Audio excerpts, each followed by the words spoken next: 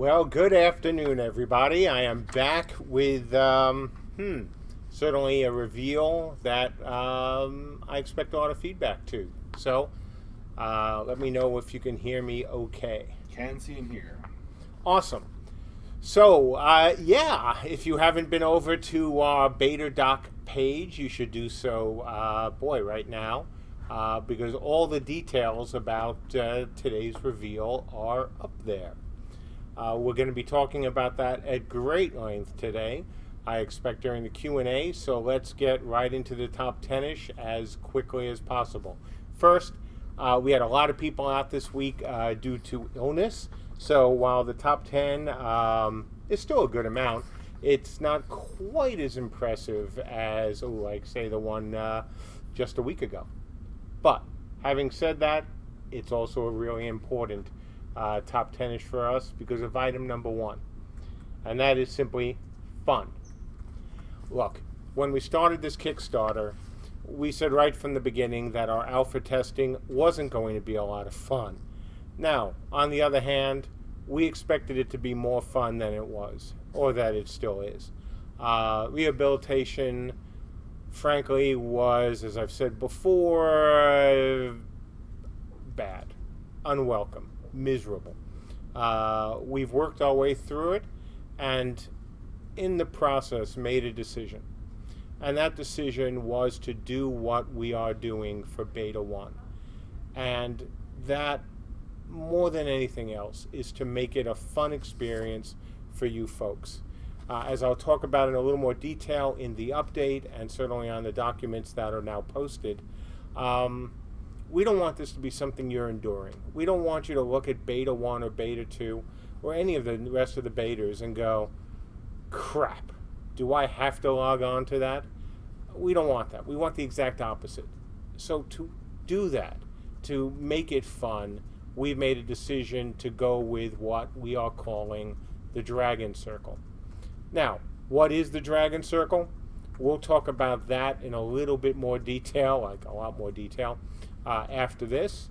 But understand the key thing, the absolute key takeaway, is that we want to make Beta 1 fun for you folks. It's a way to say thank you. It's a way to show, as always, how much we appreciate and really appreciate your patience and support. We're going to spend some more resources to do that. We've been spending resources to do it. That is item number 2, the Siege Deathmatch. So for the last few weeks, we've been really quiet. You know, not Willy Wonka kind of quiet, but still really quiet. We haven't talked about some of the things we're doing. We haven't talked about the tech that we're building. There was no point. We really didn't want to get anyone's hopes up. You know, we've done that before, obviously. Just about every Kickstarter game has been in a similar position to ours, where, you know, things take a little longer. But, you know, we're obviously taking longer than some. And so we didn't want to get you excited. What we hope that we are doing now will get you excited. And that is setting up the kind of, you know, you can call them scenarios, though that doesn't do them justice. You can call them battlegrounds, though that doesn't do them justice. You can call them challenges. That comes a little bit closer to doing them justice. Because what we're setting up for you is also something we're setting up for us. And that is the kind of experiences you're going to get in the game once we go live. You know, we're not setting these things up to be, oh, we just want to distract people, or, oh, we just want to make you happy. There's the second side of it. And that is, we're going to be setting up scenarios, we're going to be setting up these challenges in a way to simulate the gameplay that you guys will be having. And that could be anything from a one-on-one challenge to, obviously, an epic, large-scale siege. And that's what the Dragon Circle is all about. That's what the challenges are all about. And that's what, you know, the first thing that we're going to do, the Saturday night sieges, are all about. As you'll see from today's update, and hopefully live for some of our testers in the coming weeks, we have already put in the first pass of this tech. We've been playing it here for the last 2 days. We're actually going to get on in about an hour and a half for another test, and it's been a lot of fun. It finally feels like we're making a game again and not just making a tech demo. So, yesterday there were, there was laughter, there was yelling, there was a little bit of whining, and, some cries to nerf archers because they were just too hard, to track down and kill. And that's exactly what we want you folks to be doing, not only in the coming weeks, but all throughout beta. So, the next item, number 3, the character stats screen. So right now you can go into the game. Well, if you guys could get into the game, which for the rest of this week you won't be able to. We're hoping next week you will be able to. And you can actually see, hey, your stats from the character. They, of course, will update live. You'll see Banes and Boons. All of that. All the effect on your character. Once again, making this feel like a real game. Number 4, battle groups. So, again, this is just another piece of the puzzle in terms of making this feel more like a game, and as well, part of the big reveal, which we did only a few weeks ago, which led to just a wee bit of controversy and conversations on the forum. So that is moving along nicely. Work in progress as well, number 5, the NPC updates for the SNS. So what is that? Well, obviously, we want NPCs to be functional for the SNSs, Saturday Night Sieges, as well. While we always hope there will be players, but we know at times we'll probably want to fill it out with NPCs. And NPCs, frankly, will be part of some of the challenges as well. Number 6, additional server performance. This week, actually late last week, Andrew spotted something. I think we mentioned this, or I may have mentioned it on the forums. Andrew spotted something in server performance. He's been tracking it down. Should be a nice win for us early next week. Number 7, presence server updates. So, that's another bit of tech that we need to support the different islands. So whether it's the contested islands, the safe islands, that tech is moving along. Number 8, building updates. So one of the things that we certainly want to do for beta and beyond is you folks should be able to use blueprints and pull them into the game, sometimes a brick at a time, but certainly for beta that we can have guys like Necromaniac, Swazi, and others make things in Cube, and then we can import them. So Ben and Rob have been working on that. Number 9, Siege Arrow VFX. So Mr. Crossmeyer has been doing the VFX thing, and I think he's gotten 18 this past week, and Ben has come up with some really good names as well for them. So the next time you'll be in the game, you'll actually see, hey, weapons that have good things attached to them. Hopefully, not just arrows, but in the coming weeks, weapon trails that look really good. Number 10, Siege Arrow SFX. So sound effects attached to those same kind of items. Number 11, and I'm trying to move through this as quickly as possible because I know it's going to be a long Q&A. Number 11, the Dragon Circle and SNS logos. So we've got a work in progress on that. It's going into the document now, also be in today's update. Some really nice work on logos for this. Number 12, the environment. Dion has been working on rocks and new materials and boulders and other stuff, which you'll see in the game. Number 13, animation cleanup and polish. As always, with a new animation system, there are going to be issues, and Scott has spent some time working on that, and seeing what we need to do next to make our animations look even better, not just for Beta 1, but for the live game. Number 14, generic clothing. Yeah, exciting, sounds like, right? But John has added a bunch of additional generic clothing sets for the game.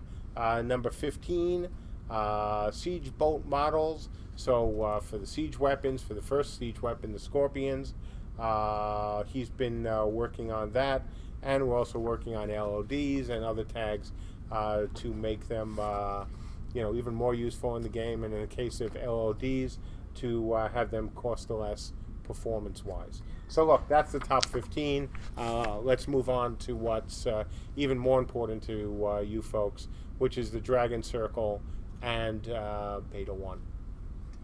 All right. Well, hang on. I'm not going to Q&A yet. Okay. Gosh, talk about jumping the gun. Or jumping the siege? Anyway, so look, just as I said earlier, this is something that we've had in planning for quite a while. Once, we were just so apparently late and really knew we had no chance, to make an early, beta. This is after the rehab. We started to think about, hey, what could we do to make Beta 1 better? We hope that you're going to look at the Dragon Circle, you're going to look at the challenges, you look at the way we're going to do things, and you're going to like what we're doing, because we're doing a lot of interesting things there. Not only are we going to have different challenges, and again, not just a typical scenario, but the challenges, again, that mirror the exact kind of gameplay you folks will have in the live game. We really want this to be fun. We really want this to be helpful as well to us as we iterate through beta. Because the bottom line is this. If you look at beta tests, especially for games like ours, and there are other examples out there which I don't need to mention, sometimes it's hard to get people into beta. Sometimes, or even alpha, because it's not the finished game that a lot of new MMOs have been showing and calling beta, or even not MMOs have been, calling beta. So how can we do that? We need to do that by doing two things. One, the fun. If you guys can look at this and go, I do want to play this on a Saturday night, I'd rather play this than something else, then that means you're going to come into the game. And that means you're going to help us as well. Because we can't deliver this game, faster if we don't have your help. That means being in and playing, trying to break things, playing different, as we set up different groupings, testing the grouping. This is a rock paper scissors game, so it's very important that if we have a group that consists of, certain combination of races and classes, that we want to put against it another group with specific races and classes to see how they play together, to see how they fight. And that's part of these challenges. We're going to set up things that will not only be fun, at least we hope all of them will be, but will also be really helpful to Ben and I when we have to make decisions about, whether it's balancing things, nerfing things, or even removing things that just aren't fun. So that's what we absolutely wanted to do during beta, and this is one of the ways we're going to do it. The other thing that's very important to keep in mind about the Dragon Circle is that, yes, while it's a lore piece that is meant to tie everything together, we're also going to be rewarding you people who help us. So if you come and you play in these sessions, if you, send us feedback, you're going to be rewarded for it. We're going to have everything from very basic, in-game cosmetic items to upgraded tiers to even cash. We are deadly serious about this. This isn't some kind of marketing scam or, a way to distract people.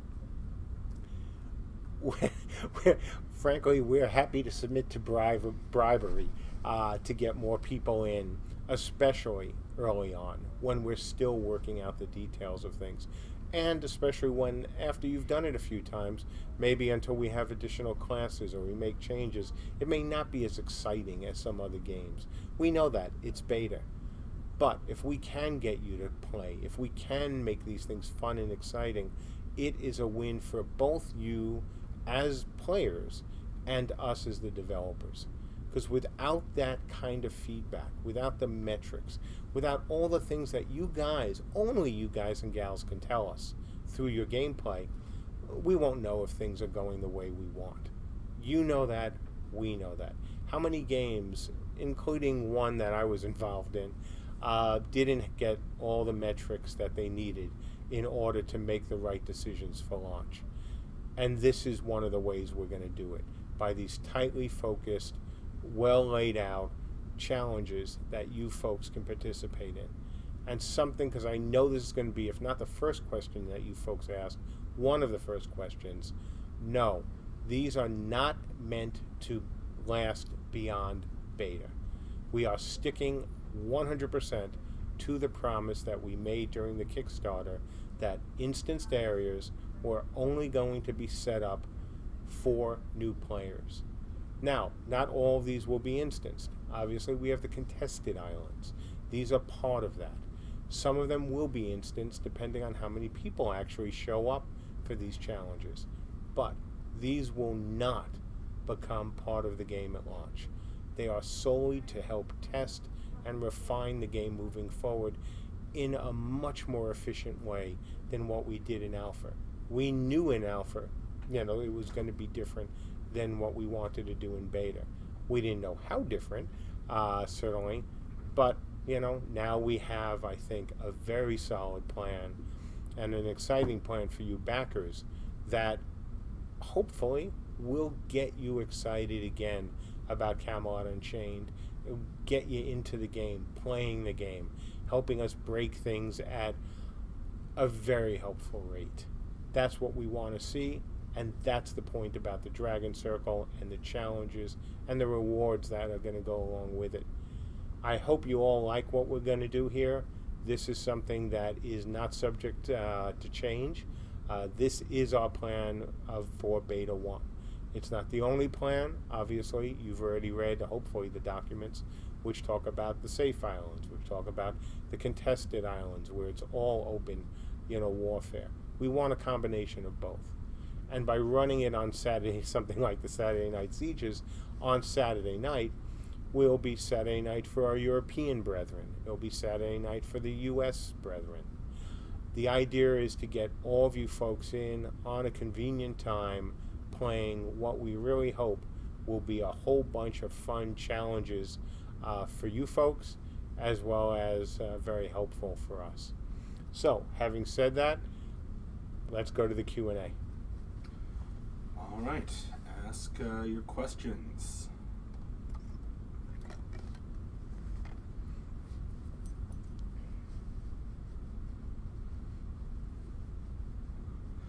Lots of jokes about loot boxes.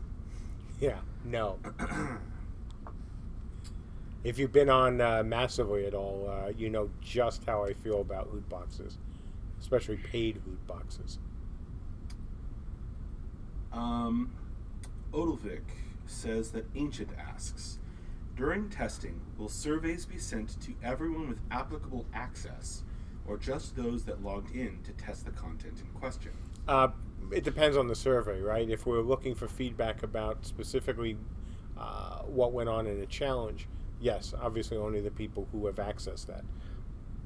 That's one of the reasons why we want to, and I talk about this in the document, why we need to track who played and when you played, so we can send out specific the right surveys to the right people to make sure we get answers from them that are actually useful. Sending a survey about how was gameplay to everyone in IT, if only a certain percentage of people from IT showed up, wouldn't be helpful. Sacrix asks, will the dereliction and neglect of IT end when beta finally arrives? I hope you have the defibrillator paddle. Also, when do you really want feedback if that has affected your love? So in terms of dereliction, I don't know what you mean by that, other than we have turned off access over the last couple weeks to IT, frankly, because what we're testing now, until we know it doesn't end up blowing up the servers in a very bad way, we didn't want IT to have access to it. There is no dereliction of IT at all. You guys have had access on a daily basis, if not 24/7, almost 24/7. So I'm not sure how you can, count that as dereliction. In terms of, not talking about this doc with the IT folks first, frankly, just not enough time. It did not, as our translating team can tell you, they didn't get it until this morning. So it's been right down to the wire to get this out today. Frankly, if we hadn't missed, or hadn't put out anything in the last couple of weeks, I probably would have held this up another week. But I felt that because we hadn't had a reveal in a few weeks from the beta doc, that it was better to get this out sooner rather than later. So, again, I don't agree with the dereliction bit, and certainly once, we know that the creation of these challenges doesn't end up having some very negative effects as people try to create their own, then we'll let IT back in. But literally, we only started testing this, as a team 2 days ago. So, this is really new stuff. Briar C asks, with siege engines, will there be a raw, aka true damage applied before it does blunt, pierce, or slash damage? So if a player is hit by a siege boulder or bolt and they're resistant, it will still do a good chunk of damage. Yeah, that's something that, Ben and I and, Rob have to, discuss is, certainly what is the effect of getting hit by a multi-100-pound item, even if, you're resistant to damage. I would certainly like it so that, something really big hits you, no matter what your resistances are, that unless you have a certain ability, certain magical ability, that you're going to take some damage no matter what. The details of that is something for, certainly Ben and I and Rob to, figure out. Odilvik says, Nanulak asks, will any part of the planned die system be available when Beta 1 starts? Probably not, but you never know. Certainly, for some of the ARC testing we've been doing, we've had a very quick die on top of the characters just to stress the engine more. But we'll see. It's not something that was planned. I would love to have it. That could be a fun thing to test early in Beta 1, but right now, no. Bachamos asks, at what point in your career did it finally hit you that you were a successful game developer? Like, man, I did it. Oh, that's easy. 2 points really. Well, 3 to be technical. The first one was when I actually got a game working on Genie back in the old days. I thought running my MUD and my 4X game on my local server was, was fun and all. But when we, went up on Genie, then that was great. The second was certainly 24 hours after Dark Age of Camelot launched, and then the real moment, the best moment, really, was after the first 3 months of people's subscriptions were due, and I was in the office. On New Year. I think it was either, I don't remember now if it was Christmas Day or New Year's Day. Might have been both, I think. And I was checking the reports, and I saw that the vast majority, by far the vast majority, renewed. And that told me something incredibly important, that not only did the people who bought our game and played it enjoyed it, but they wanted more. And that made me really, really happy. I was definitely over the moon when I saw the numbers. It made me feel really good, and I know it made the rest of the team feel good as well. Because look, buying a game is one thing. Even getting people, making a game good enough that people want to sub for longer, that's great. But having played it for 3 months and then wanting even more, that made us really, really happy. Uh, Odelvik says Poxer ponders, as your foundational principles have set a solid ideological structured base for a gaming world. Would we players be in solidarity with it by creating our own parallel document, Avatar Rights, to help at our end maintain the spirit of your original document? Sure, I think that's interesting as heck. Go for it. Pixel 555 asks, is beta still 2017 as promised? How in the KS did you come to a 2015 release when it's usually 5 to 8 years making an engine and assets in a game? Will you start being more realistic about timescale once you're hitting beta? Well, boy, whole bunch of questions in that. So back in 2013, we were over optimistic. We were. I thought it would be much easier to get people, frankly, to work at the studio. That, above everything else, is, on us, on me. We thought it would be easy. We really did. Make another MMO, have a chance at, big success, et cetera, et cetera. We didn't count on a whole bunch of things happening in the industry, and, we were wrong. We apologized for it, and that was really it.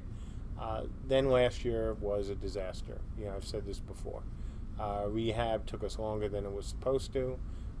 We didn't even think originally we were going to have to do it. And so that set us back.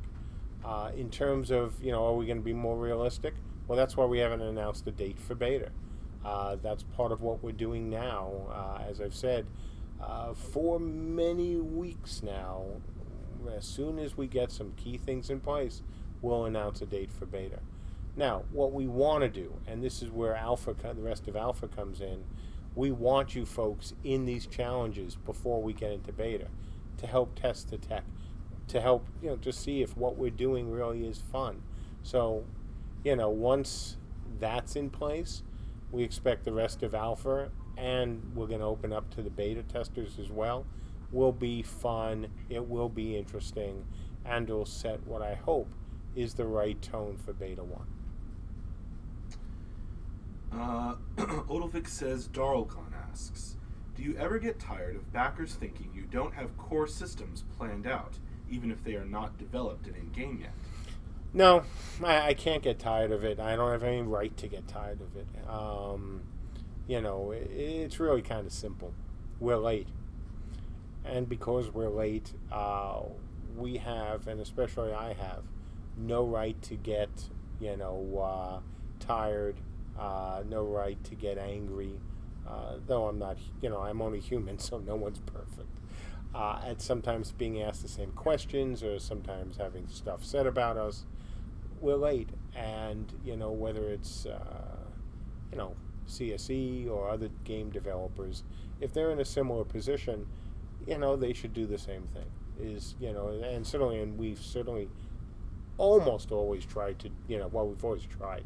We haven't always succeeded. Of taking it in stride, asking people just to follow some basic rules, especially on our forums in terms of, the TOS. But, look, we're late. And, because of that, we owe you guys and gals more than you owe us. And I definitely think that additional civility from us is one of the things we owe you. Abducted Gaming asks, magic mortars sound a lot like cannons. While magic can do anything, what do you think would be important in implementing them so that they do not seem to contrast too much with the lore? Yeah, and look, the idea of the mortars or catapults or other siege engines, siege weapons that we're going to bring in, is simply to help test the systems. We want as many projectiles firing in the air as we possibly can. All of this stuff we want to be fun, but we also need to continue to test, systems. And so stuff like Colin is doing with the NPCs, or the work we've been doing with the ARCs, is all meant to put the kind of stress on our system now that later, when you folks are playing it, it won't be stressful at all. And it's the same with the magic mortars. Something like that is very easy for us to get into the game and is useful for the, or easy for the NPCs to fire and doesn't take a lot of additional work on animation or VFX, then it's a win for us, especially during the Dragon Circle days. Odilvik says, Nanulak asks, will sound travel faster than physical projectiles, so a player may get a brief warning of incoming objects? That's a great question. I actually don't know the answer to that. Well done. Nobody's asked us that, at least not that I remember. Really good. Zeromus asks, what has been going on in Hatchery for the last 3 weeks? Everything that you could possibly imagine to try to get what for us is a very different, which are very different bits of tech than we had before. And so this is why we had to lock out IT. When you start doing the things that we were doing, including, again, spinning up these challenges and other things that we need to do, all sorts of bad stuff can happen. So we wanted to make sure that if the bad stuff happened, we were here when it happened. It's all been, we're really sorry. I probably should have, explained this to folks last week. But then the week was the week. I'm explaining now, and I should send a note out to IT. So thank you for asking me this. I will actually do that hopefully today. But no, it's all good. I mean, this for us is a great, is a fairly big departure from where we were 2 months ago. Making this decision certainly wasn't an easy one. It was the right one. But we've had to build some new pieces of tech. And that also means when you're going through and deciding to build new pieces of tech, you look at old tech and you go, do we need, can we use what's there, or do we need to add some more tech, or can we refactor things? And there were a lot of moving parts. Still are a lot of moving parts. So, that's the only thing that's been going on in Hatchery. Getting a lot of new stuff in, and at the same time, as I mentioned, Andrew found some issues, and then we see some other issues, and it's all because we're trying to do some really hard things. The good news is, as I've said, for the last 2 days we've been testing it, or testing a bunch of it, and expected bugs aside, it's been fun. So I can't wait to reopen IT for you folks. And get you in and starting to take part in these. It's going to be good. There are a lot of people asking when Saturday Night Sieges will start because they want in. Yeah, look, we want you in. We got some, if you can see from the document, we have some very basic ideas for Saturday Night Sieges and other challenges. We're going to start topics about that. We want to get your folks' feedback as well. We've been laying out a system that is reasonably flexible and can allow us to do a whole bunch of things. So we want feedback on that. We certainly want to get you guys and gals in there as soon as possible. And yesterday when AJ was streaming, I thought about opening it up, and we're gonna wait a little longer, but it won't be long now. You guys will soon be able to see actual siege weapons firing properly, and arrows firing properly, and Mike's effects, and DB sound effects, and things exploding properly. And we had building destruction working yesterday with all of us going around and blowing up things. We still have the kind of sand debris as opposed to actually falling blocks, but that's on Andrew's schedule as well to look at. So won't be much longer before we open it back up to you IT guys. Once we know, and in this case it's once we know that the whole create your own scenario thing doesn't blow up when you guys use it. Dulos OG asks, are there plans for an in-game way to take snapshots of bugs and provide bug reports? Yeah, absolutely. That's easy. Absolutely. Well, that's an easy answer. Sacrix asks, long term, where is the money and prospects coming from with the game? Because the money so far is going to making the game. Lifetime sub purchase? That is, I have read it as written. I'm not quite sure what you mean. You know, are you asking if we have enough money to finish the game? Because lifetime subs, not everyone who's subbed has bought a lifetime sub. So, clarify that a little, please, Sacrix. Right.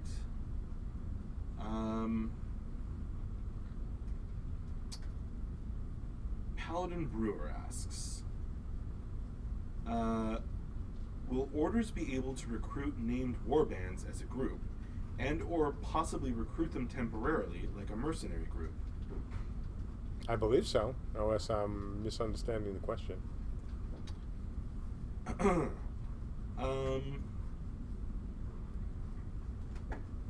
checking if Sacrix clarified. I don't see it. Unknown RH asks, while I see the intention of rewards for testers, and it is yet to be seen how fun Beta 1 will be in terms of gameplay, don't you believe gameplay and testing rewards will be seen by many as a compromise to how fun Beta itself will be? Oh, it's a bribe. I can't be more honest about it. Yeah, I have absolutely zero hesitation in admitting that part of what we want to do is get you folks in. Now, the thing is, we're not going to be giving you guys rewards for saying nice things about the game. We just want you in. You know, we want that we want feedback, and we can't get it if people don't play. And we know it's hard for people. We're not open 24/7. We can't afford to be open 24/7, quite frankly, because of what it costs for, you know, instances. We'd quickly burn through way too much money. So what do? Well, we're going to try to make it fun, obviously. We've said that.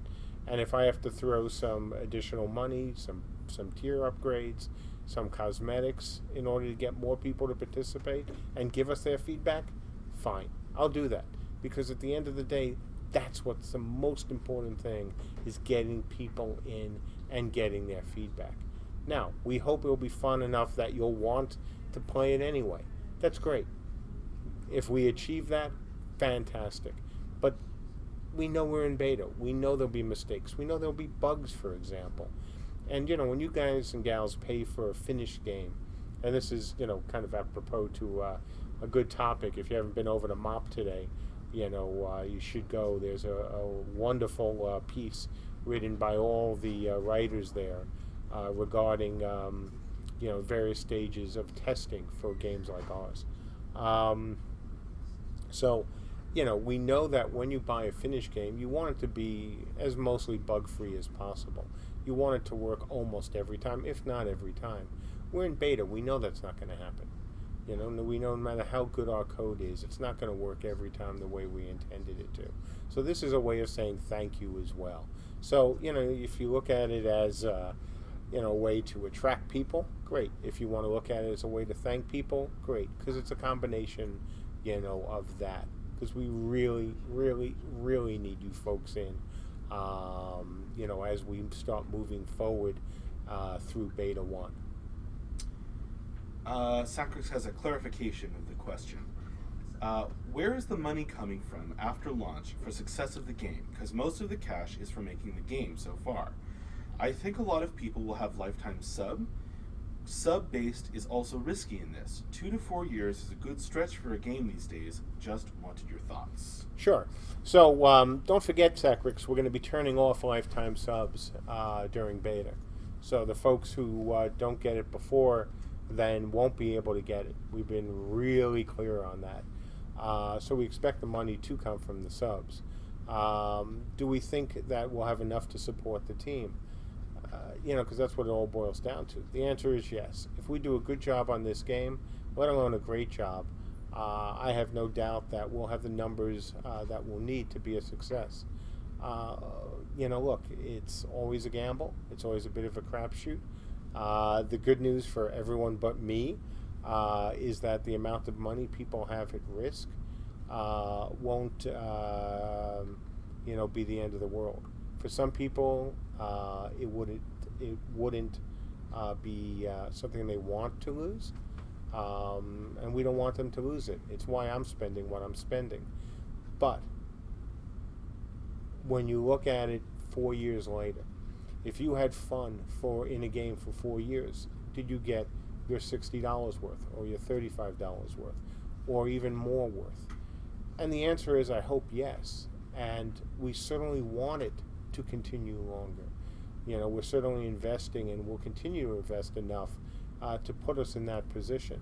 But there's always a risk, always, no matter which game you back, during a Kickstarter, which is why we haven't done the things that so many other games have done post-launch of their Kickstarter or post-close of their Kickstarter to try to attract more money from people. It's why when people say, hey, I would like to buy an expensive tier, 99 out of 100 times they get a phone call from me where we talk about it. We're kind of unusual that way. I don't want people to risk more than they can afford to lose. I don't want people, to look at us and go, I'm putting all my hopes and dreams into this game so it'll last 100 years or 50 years or 20 years, because you never know. All I know is I am willing to bet a very significant part of what I have in this world to make this a success. And hopefully that gives you and other people the confidence to stay with us. We'll see what happens. We have to make a great game, and we're doing everything we can to do that. Folks, there's a lot of chats going on. The chat app may be skipping some, so ask them later in the forums or something if I accidentally skip them. Irish Insanity wants to know, if Dragon Circle is fun and I want to shill my friends into backing, is the $60 package the most inexpensive way to get into Beta 1 to play Dragon Circle?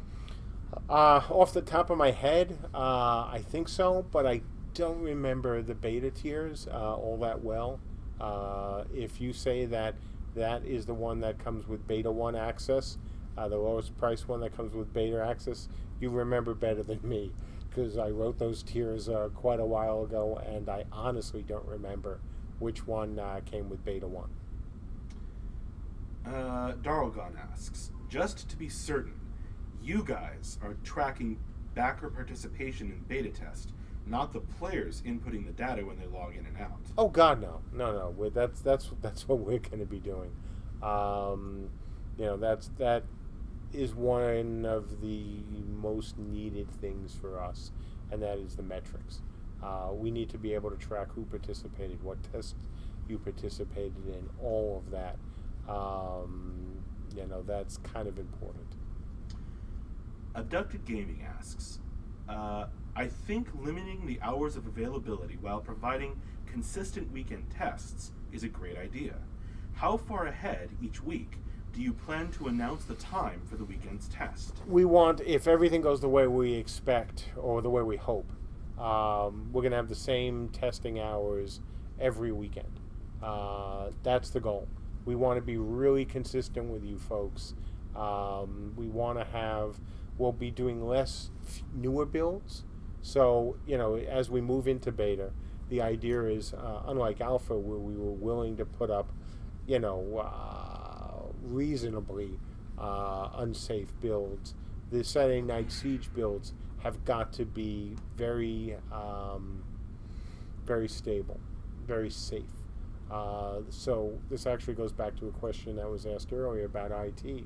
We're still going to be running the tests we've been running on servers that won't be beta servers. So you IT guys and you alpha guys will still get to play the latest and greatest. But for the Saturday night, and it could also be Sunday night as well, tests, those are going to use the least updated and most stable of our builds. Torcall asks, what is your role in the game design compared to Ben? And what will be our role in your game design choices? Do you have a precise idea of the gameplay wanted, or are you still looking for how to set up all the elements?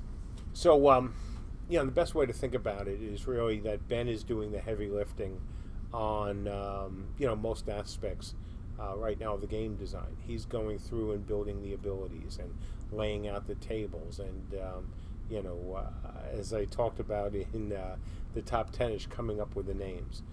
This is so similar to what happened as well with Dark Age of Camelot, where I would lay out the vision, I would write some documents, I would talk about some things, and we would take it from there.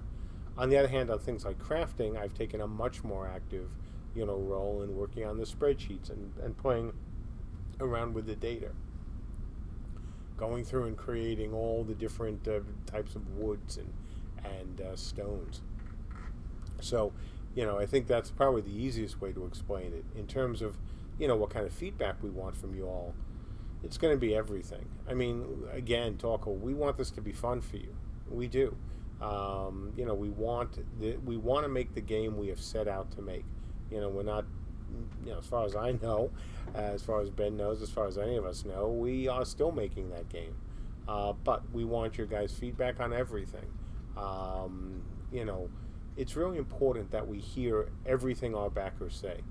We may not agree with it, as I've said for decades, but we have to hear everything you say.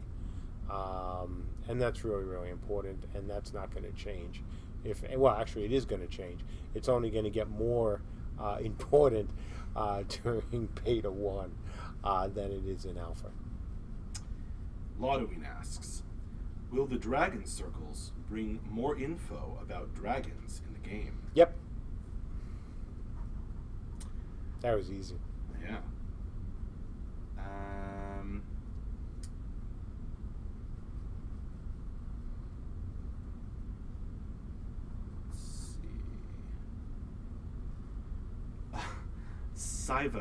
Sivius asks, who on the current team would you wager would be the first person to occupy a position similar to your current one? In other words, who do you see heading up their own studio in the future?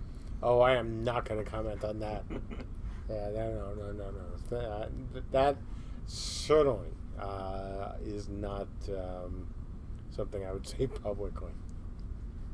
Sacrix asks, with large graphic settings, how do you plan to get around fisheye or abusing siege weapons over walls? Yeah, that's obviously something that we've had multiple discussions around. I know Andrew is, concerned about this as well.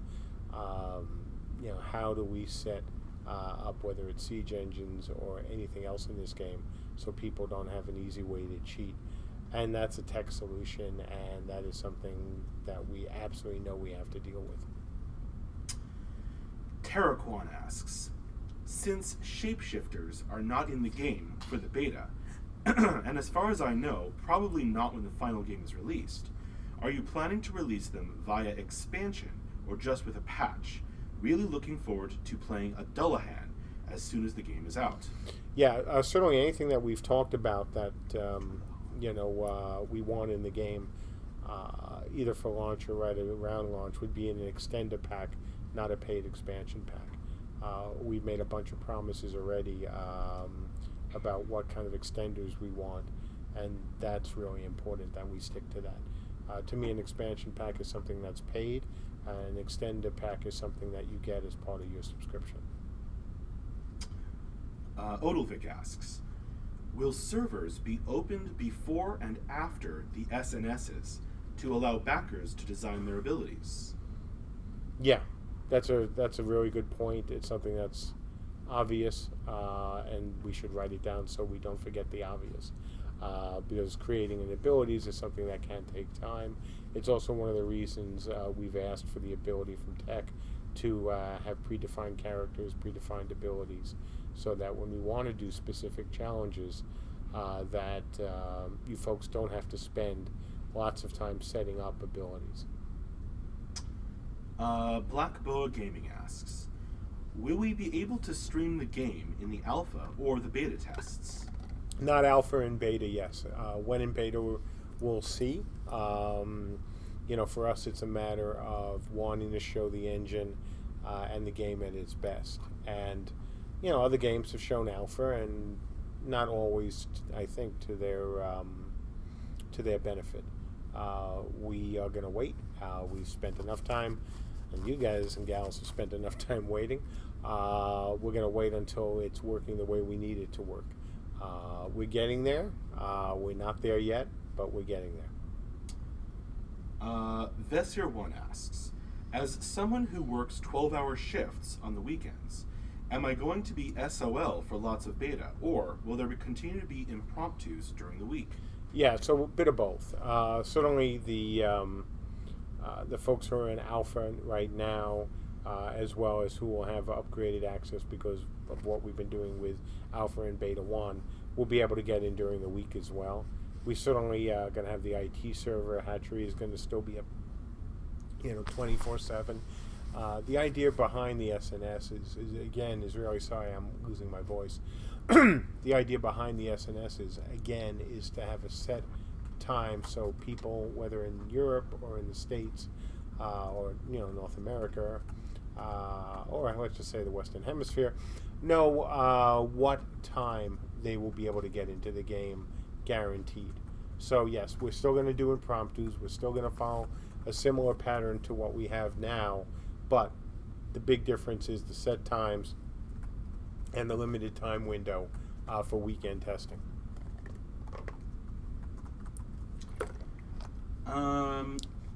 Saber Champion asks, what are the future plans for the company once the game is completed? Do you plan on solely working on MMORPGs?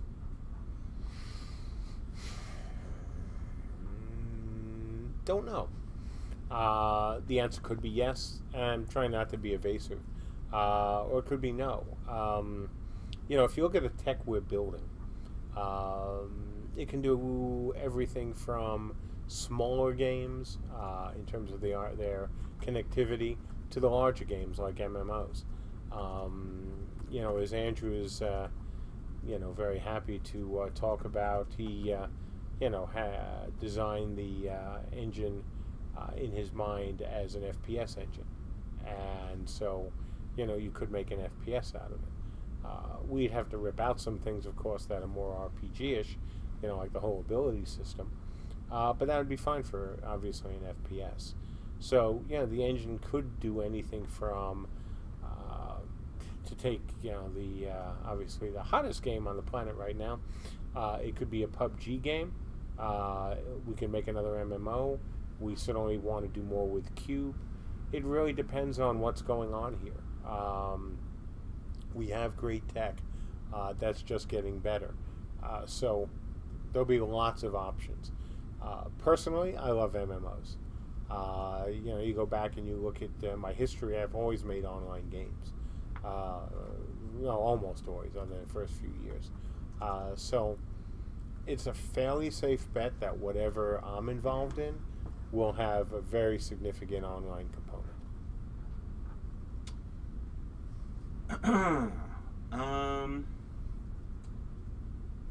Paladin Brewer asks, regarding island size and travel time, will it be similar to EVE, where most orders would pick an area they want to defend, and it would be mostly impossible to travel to the other side in time to assist realm mates? Well, you don't want to say impossible. Obviously, EVE in some ways is a very different game.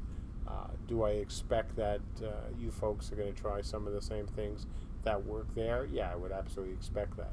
Are we going to do things to slow things down on purpose? Certainly as EVE has done. Sure, we've been very clear about that. That's something that we want to do, not only to make sieges matter, but to make it a little more difficult for people just to zerg mindlessly, around the map. It's a combination of elements, and travel time is certainly one of them. Are we giving a time warning or going extra? Keep going. All right. Fangbane, I see you have a question about haulers, but could you write it out for me so I can read the whole question? Oldvik asks, will SNSs disadvantage players with accounts with later beta stage access, or will all backers get access to SNSs? So we're going to do the same thing we did with Alpha and Beta. So once we go into Beta 1, then folks who have Beta 2 access will have some access to the SNSs.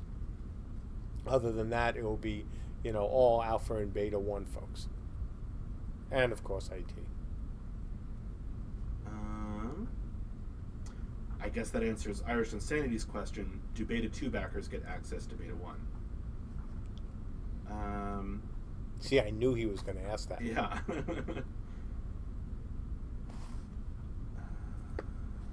Let's see. Heavy P85 asks, I'm a computer science student in my senior year. Is there something extra programmers or CS folks can do to help in beta?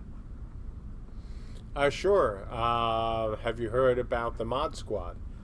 It's certainly, if you're, a senior, you're looking for some project to work on in your copious spare time, the Mod Squad is there. We have the source code for our UI up on Git and GitHub, and go right ahead, download it, see if you can help us out.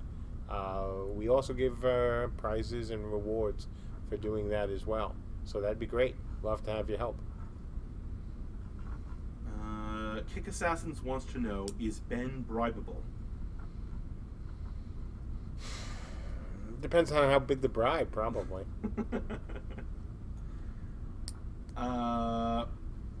Okay, Fang Bayan asks, will I be able to paint my holler pink in honor of Breast Cancer Awareness Month? I wouldn't be at all surprised if we did something like that. Pachamos wants to know, who in the studio has the weirdest sense of humor? That's a damn good question. I don't know who has the weirdest sense of humor. Depends on how much they've had to drink. Yeah, really. I don't know who has... I honestly don't know. I don't know if anyone has a really weird sense of humor. I don't know about Seattle. But I know here, I think we'll have fairly not totally strange senses of humor. I think we all have a good sense of humor. Yeah, maybe John. Could be John. Zeromus asks, do you get annoyed about me suggesting naval combat every chance I get? No. I expect it from you.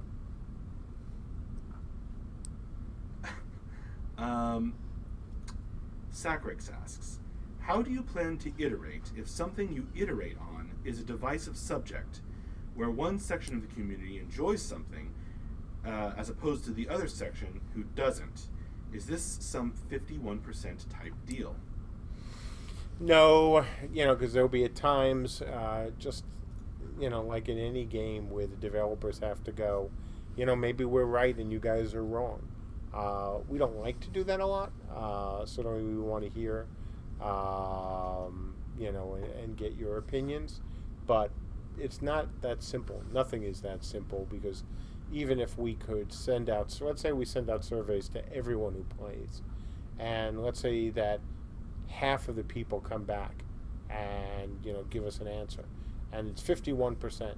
Should we immediately say no, that we're going to make do whatever the 51% are doing, or do we ignore the 51%, saying that, well, look at all the folks who haven't commented? It very rarely is so black and white, where we are doing something that 51% or even a little bit above that number want us to do or not to do. Look, as I've said again for decades, we have to hear what you guys are saying, but there'll be times where we'll just disagree, and hopefully those will be by far you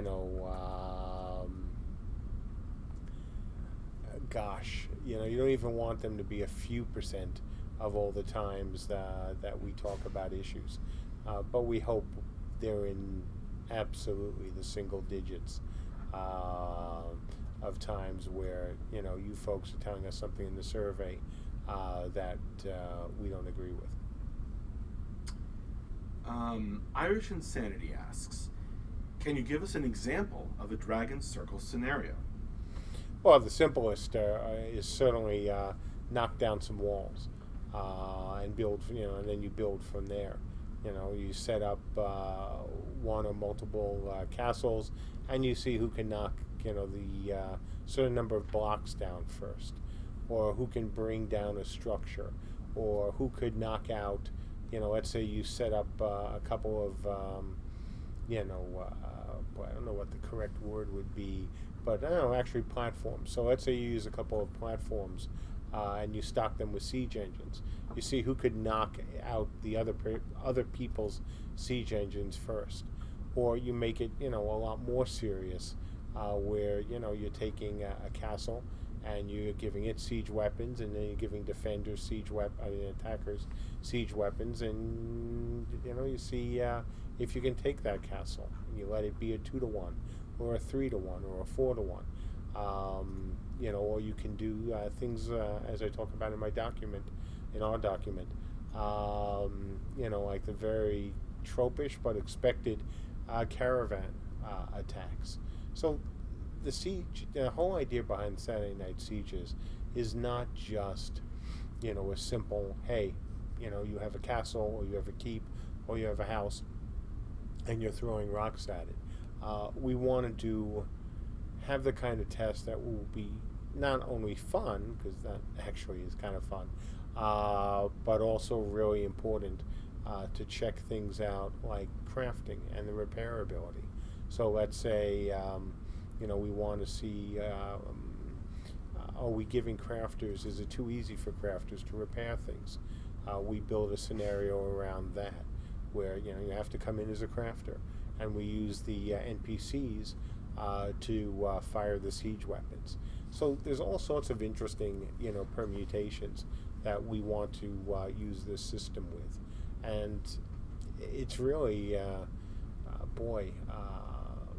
you don't want to say unlimited, because that would be silly, but there are so many possibilities out there for an engine that is powerful and flexible enough to set these things up with fairly quickly. And that's what we're striving for. Sacrix asks, what made you think this 30-day dock release would cause upset? Oh, because I thought some people would immediately worry about, oh my God, does this mean they're going to do instanced battles during, the game, when the game is live? That was one of my biggest concerns.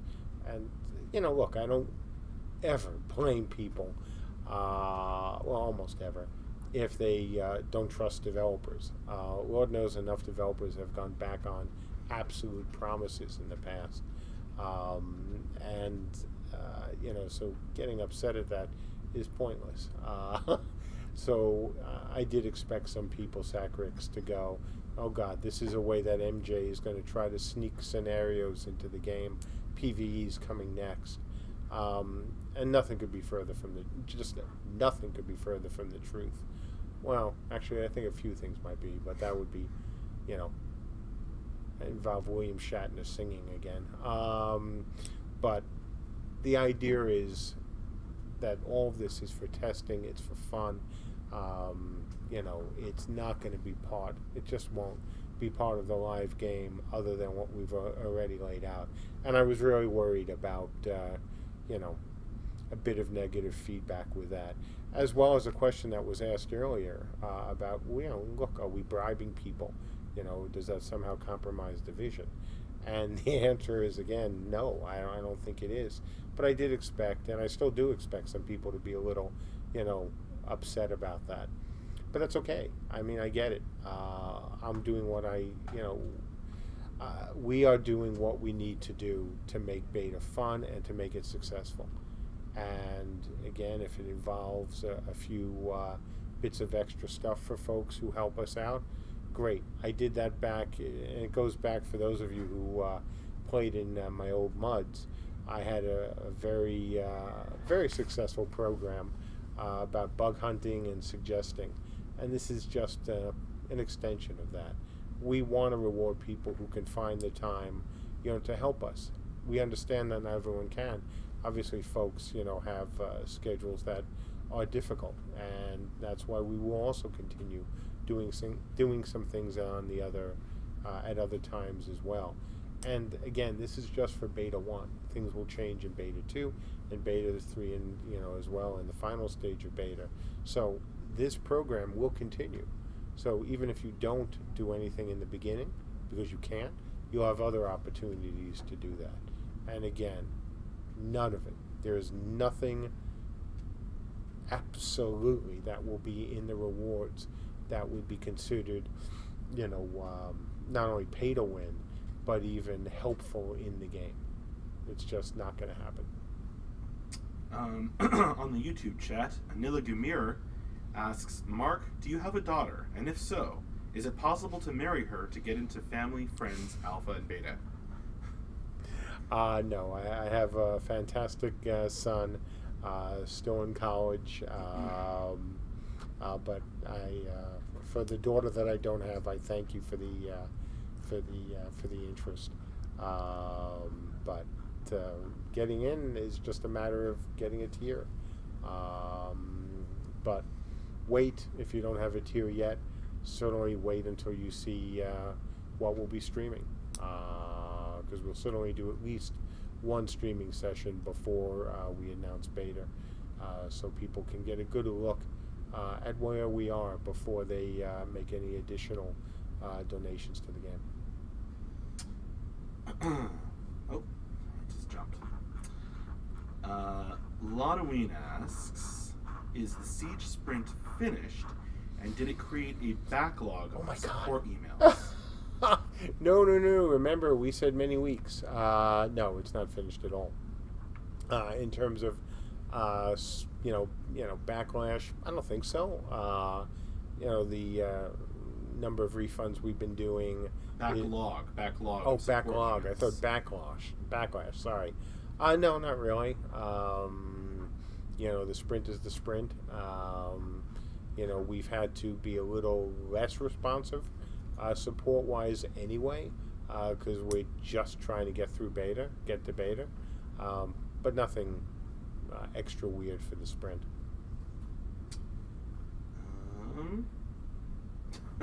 But Chamos asks, if you could pick one celebrity to endorse your game for something like advertising, who would it be? Oh, damn. That's a really good question. Maybe Sean Bean, because he always dies. So, that might perfect be for Gauntlet of Death. Exactly. So that could, that'd just be perfect for us, right? So you would have, like Max says, he'd be great for the Gauntlet. He'd be great for, the rest of the game as well. Because after all, that's what this game is all about, right?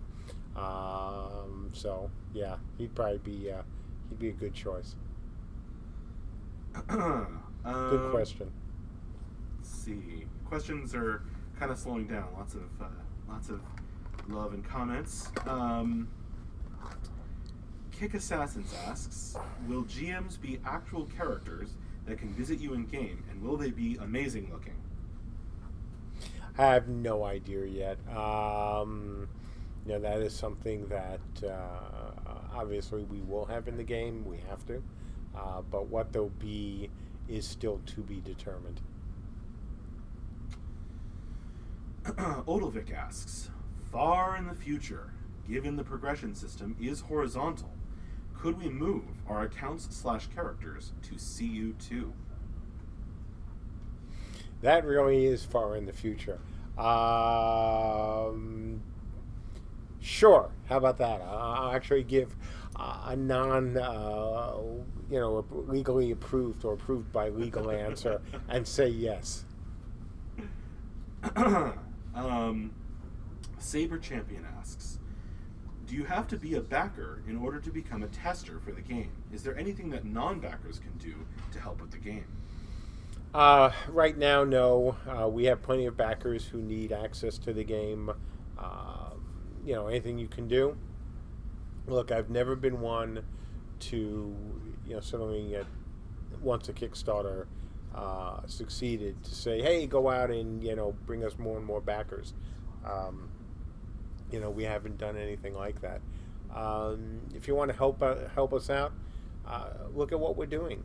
If you like what we're doing once we start streaming and stuff, sure, tell your friends. But in the short term, that's just not something we've been focused on.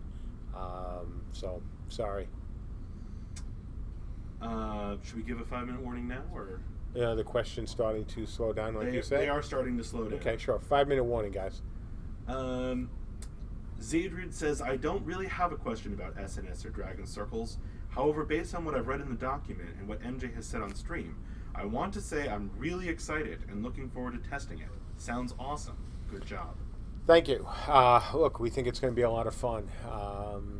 It's been very clear forever, and I know it seems that way to some of you folks as well, just how seriously we take our commitment to you folks. Doesn't mean we're always going to be right. So it only means, though, that we're always going to do the right thing. And this is the right thing to do. It, again, more than anything else, it will allow you to get into the game, have fun, and something I haven't mentioned before that I think is important as well is be respectful of your time. We've always said that we like folks to be respectful of our time as well. So tell us the truth and, stay away from expired equines, on the forums and all that. But it's also about being respectful of our backers' time. And so even some little decisions about travel time or how the islands are set up or, what we're doing with the crafting system to speed it up and, things that don't make it extra hard on you folks for helping us. And, it's easy to say that, but we're backing it up always with our deeds. And I think that the Dragon Circle and the challenges and the rewards couldn't be more indicative of that than anything else I could have thought of, because I tried. It's always part of my job to be thinking about these things. And the Dragon Circle and the challenges is an example of that. So I'm really glad you like what you've heard. Now the real test comes, right, in the next few months of liking what you see. And I can tell you without any fear of contradiction, none, zero, that what I saw yesterday, as we were running around, I wasn't actually, I was working on other things through most of it. But as everyone else was running around and hearing people in the studio yell at each other, or laugh, or make sad puppy sounds, that's what I want to hear. And when I was watching JB play the game, and watching Tyler play the game, it felt like a game again. And I've missed that. I mean, we've all missed that. And we know you backers, especially those who are in IT and Alpha, have missed that as well. And it was so nice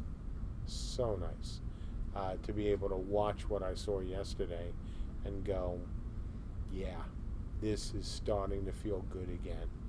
And so we are eagerly, so eagerly, waiting to let you folks have that same kind of feeling that we've been having the last 2 days. This might be a good one to end on. Hachamos asks, what does the night before launching a game feel like for you? Oh, let's see. Not Christmas, that's for sure, because you knew that, when you went down before Christmas, I would expect. Yes? I was just going to tell you we should get the German translations up soon. Okay.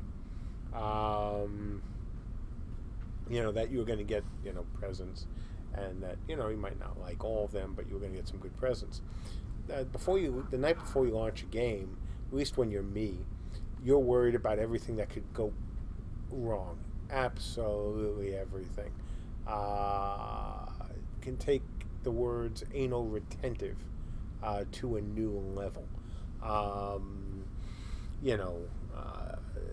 Does that mean there was no excitement? Sure, there was some, but it was more just worrying about everything. Looking at the term I used back at Mythic with Dark Age of Camelot was points of failure. I was constantly harping on people like Spike and Rob Denton as well about what have we missed, what could we have missed, all of that. So a lot of fear, just a lot of fear, because you don't want to screw up your launch. You just don't. So not a lot of, hey, everything is calm and everything is good, or just pure excitement. Because in a game like ours, or even more so, I think today, where Twitch and YouTube streamers have just even a greater influence, I think, than certainly journalists did back in the day. So I think there's even more of that. So yeah, the fun doesn't happen until, and the excitement, at least for me, didn't happen until I really saw that things were running the way we had hoped, and that players were having a good time. And if you want to have a little bit more, confirmation of that, it's one of the reasons I ask you folks, almost every week when we talk about these things, new things, what do you think? Because that matters to me. I care about this stuff. I know, it's not done for, marketing purposes or anything else. I actually generally care. So having said all that, and as Max says, this is a perfect question, so thank you for that. I want to ask you folks, what do you think? Good idea? Bad idea? Excited? Psyched? Tar and feathers? Pitchforks? What do we got? On the subject of Dragon Circle? Yeah. Thumbs up. Chamos is excited. Fangbayan is super excited. Saccharix, wonderful. Can you add scenarios now? Zadrid, thumbs up. Dargon, good idea. And please stream opening night. Paladin needs time to read the document first. Dvorak is waiting for the awesome. Heavy P says tar and feathers with love. Zerma says thumbs up. Realizer excited to finally get the ball rolling. Irish Insanity thumbs up. Anti-Pro MJ gets his week off now. Coach T, you had me at Dragon. Fire C, I can barely hold back my bone? I don't know what that means. Pacific sounds good. Vesir +1. Teluin, need to read first. Zarfe +2. Not Lock, thumbs up. Giant Peppers, love your passion. It's Z's. What's going on? Ask more questions. The one with no screen name, dragging these circles out for us was a good idea. GeoFat says +1. Flame, thumbs up. No questions asked. Ready to jump.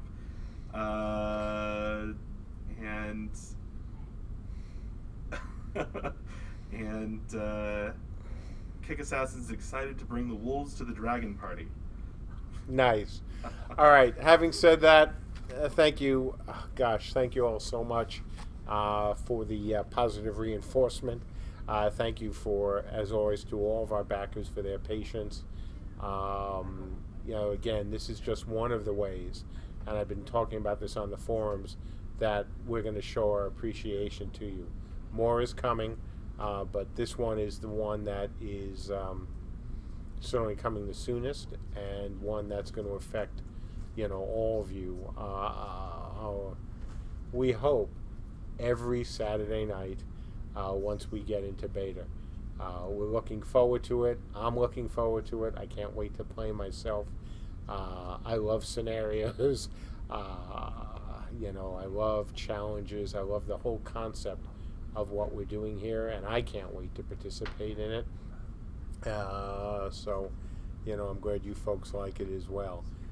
With that, again, as always, nothing but our deepest, absolute deepest appreciation and gratitude for your folks' patience.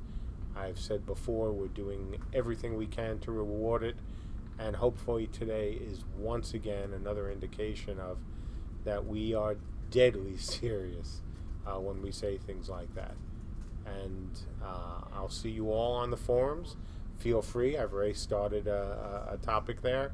I'll be stepping out of here earlier tonight because I have a place I need to go to with a person that you all know from these discussions and from Post, the Lady J, and have an anniversary to celebrate. So I wanted to be here, though, to deliver this news to you folks, to spend a little bit of time on the forums talking about it, but then I am out of here. So I wish you all the best. Have a good and safe weekend, and I'll see you next week. We may have an update next week, or maybe 2 weeks. We have another big one coming, and that's one that, like this one, we want to make sure we have right. So, having said that again, good night, good afternoon, good evening, anything in between, but I'll see you next week. We'll see you later. Keep an eye out for the email update, and check out the new user story card that's going up on this subject. All right, bye.